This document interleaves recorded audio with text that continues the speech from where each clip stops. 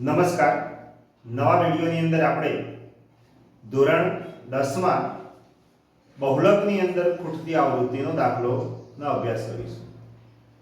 જે તમારી ચોપડીની અંદર દાખલો નથી, પરંતુ તમારે પરીક્ષાની અંદર આ દાખલો ચોક્કસથી પૂછાતો હોય છે અને 4 ગુણમાં પૂછાય છે. એટલે આ દાખલો જો તમે શીખી લેશો તો તમે 4 માંથી 4 ગુણ સારી રીતે મેળવી શકો. અને ચલો કદાચ આ દાખલો ના આવે પણ એના જેવો બીજો દાખલો આવે તો પણ તમે ખૂબ સારી રીતે દાખલાનો અભ્યાસ કરી શકશો. કેમ કે જો તમે એકવાર વિડિયો જોયો હશે અને જો ગણતરી કરશો તો તમારા માટે ખૂબ જ ઇમ્પોર્ટન્ટ રહેવાનો છે આ દાખલો. તો બહુલકની અંદર આપણને રકમ આપેલી છે, વર્ગો આપ્યા છે અને કહ્યું છે કે બહુલક 33.1/3 છે અને કુલ આવૃત્તિઓ છે એ 100 છે. તો આપણને કીધું છે કે x અને y ના મૂલ્ય શું કરવાના છે, શોધવાના. ખૂટતી આવૃત્તિ હોય એટલે x કાં તો y હોય કાં તો f1 f2 હોય. તો બહુલકમાં બે ખૂટતી આવૃત્તિઓ છે એનો આ દાખલો છે. તો સૌથી પહેલા આપણે સૌથી મોટી આવૃત્તિ કેટલી છે, 28. બીજી તો કોઈ હાલમાં દેખાતી નથી. તો સૌથી પહેલા આપણે બધી જે આવૃત્તિઓ છે એનો સરવાળો કરીએ. 7 અને 12 એટલે કે 19 અને 28. 19 વત્તા 28 તો 19 અને 28 થશે 47. 47 અને 9 47 વત્તા 9 56. એટલે આપણને ટોટલ મળે છે 56. તો અહીં લખીએ આવૃત્તિ બરાબર 56 પ્લસ x પ્લસ y આવી આપણને કઈ રકમ મળે. હવે કુલ આવૃત્તિ આપી છે 100. તો પહેલા અહીંયા લખીશું 100 બરાબર 56 પ્લસ x પ્લસ y. હવે 56 ને બરાબરની આ બાજુ લઈ આવીએ. 100 માઈનસ 56 બરાબર x પ્લસ y માટે x પ્લસ y બરાબર 44. આવી આપણને એક મૂલ્ય આપણને પ્રાપ્ત થયું છે. સૌથી પહેલું ખૂટતી આવૃત્તિ હોય એમાં આ પ્રમાણેની ક્રિયા કરવાની. મધ્યક હોય, મધ્યસ્થ હોય કે બહુલક હોય એની અંદર આ ગણતરી કરવી પડે. તો x પ્લસ y આપણને 44 મળે છે. ત્યાર પછી બીજું સ્ટેપ આપણું કે સૌથી મોટી આવૃત્તિ કેટલી છે, હાલ તો 28 છે, બીજી તો કોઈ છે નહીં. એટલે 28 કયા વર્ગમાં છે, તો 30 થી 40 ની વચ્ચે છે. તો 30 થી 40 એ આપણો બનશે બહુલકીય વર્ગ 30 થી 40, જ્યાં L એટલે કે બહુલકીય વર્ગની અધઃ સીમા. તો એ આપણને મળશે 30. પછી f1 એટલે કે આપણે 28 જે છે એ આપણો છે f1. બહુલકીય વર્ગની આવૃત્તિ એ 28 છે. f0 બહુલકીય વર્ગના આગળના વર્ગની આવૃત્તિ. તો બહુલકીય વર્ગનો આગળનો વર્ગ અને એની આવૃત્તિ છે x એટલે કે f0 એ આપણો થશે x.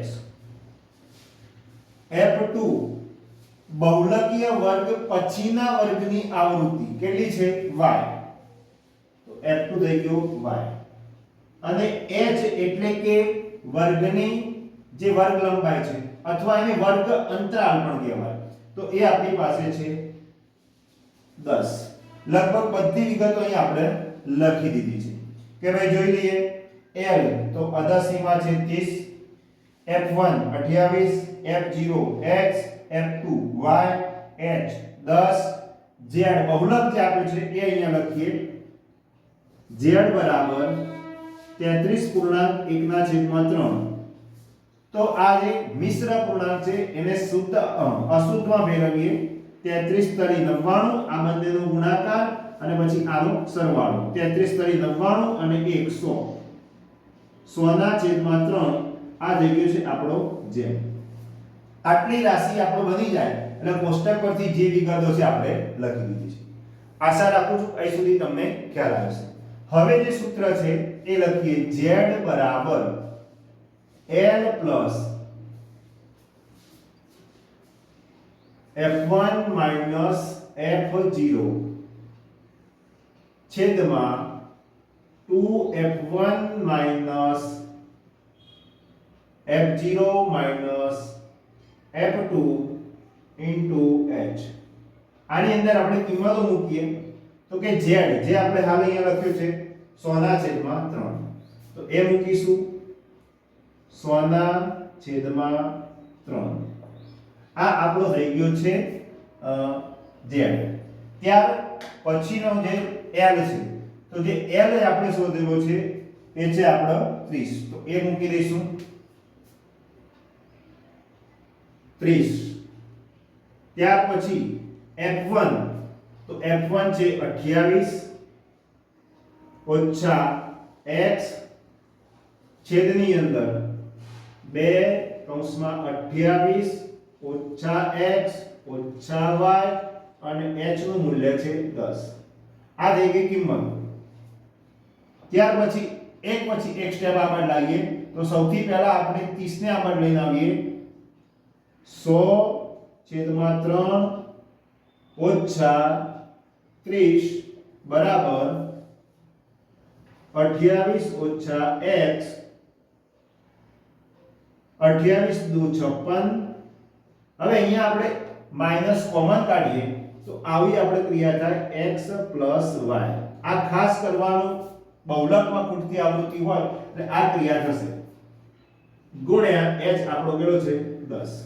હવે x + y તો એની કિંમત આપણે જે અહીંયા શોધી છે એ છે એ મૂકવાની 44 અને અહીંયા ક્રિયા કરીએ તો છેદમાં 3 લસા લઈએ છીએ તો 100 એઝ ઇટ ઇઝ રહેશે. આના છેદમાં આપણી પાસે 1 છે અને લસા 3 છે તો 3 કરવા માટે 3 વડે ગુણીશું ઉપર બી 3 વડે ગુણીએ એટલે કેટલા મળશે 90 બરાબર 28 ઓછા x છેદમાં 56 ઓછા 44. x + y ની વેલ્યુ જે છે 44 એ મૂકી છે અને ગુણાકારમાં આપણી પાસે છે 10. ચલો અહીંયા બાદબાકી કરીએ તો 10 ના છેદમાં 3. હવે જે ગુણાકારમાં 10 છે એ અહીંયા આવતા રહેશે ભાગાકારની અંદર આવતા રહે અને અહીંયા બચ્યું છે આપણી પાસે 28 ઓછા x છેદની અંદર 56 માંથી 44 બાદ કરીએ તો જે આપણને મળે 12. 10 ઉડી ગયા છે એટલે 3 ન લખાય 1/3 બરાબર 28 ઓછા x છેદની અંદર જે 12 છે એ લખી દીધા. હવે 12 ને આપણે આ બાજુ લઈ આવીએ તો અંશમાં જશે એટલે કે 12/3 બરાબર 28 ઓછા x 3 ચોકે 12 એટલે કેટલા આવે છે 4.